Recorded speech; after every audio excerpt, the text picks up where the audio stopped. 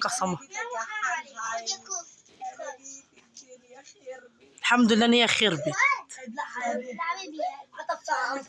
ليه خربت ليه؟ خير. عايزه ايه؟ لا والله العظيم اشوف امورك استعجب.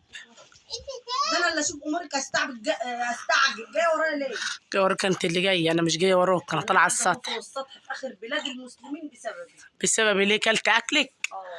عامله نبت النهارده كلت. طب الحمد لله. ده انت تفضحي، ده انت مفضوحه. عامله يوجا. يوجا؟ اللي مطلعك عندك كده؟ طب احنا هنا هنصور فيديو فوق السطح كده؟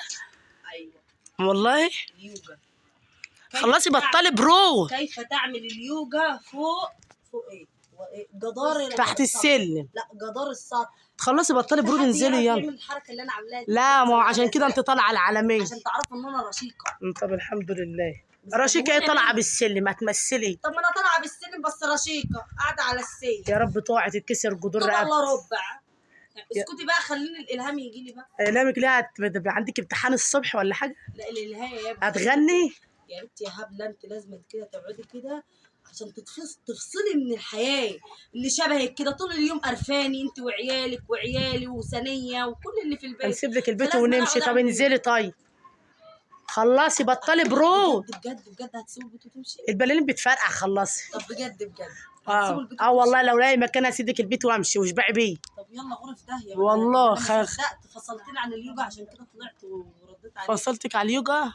والله كل سايبه البيت كله جايه طالعه هنا تعملي اليوجا؟ يس ايوه. سيدو. طب والجردل ده بيعمل معاك ايه؟ ده الحمد لله يعني. ده عايزه منه؟ لا مش عايزه منه. ده عشان بعد ما اخلص اليوجا ابلبط فيه عشان كده ابقى استحميت يعني ايه. نزلت كل الافكار الزباله اللي عندي. والله ما حد زباله. ما تنزلي خلصي بطلي برود يلا. بس بقى يا يلا عشان الواد هيعيط يلا. مش حاجه لله. بس انزلي تحت واحنا نديكي لله كتير. طب هاتي والنبي. من قاعده 24 ساعه لله. استغفر الله العظيم يا رب. نفسي اكل جاتوه. ماسكه يا صفاء يا حبيبتي. انا هاكلك انا بس انزلي. انزلي يا صفاء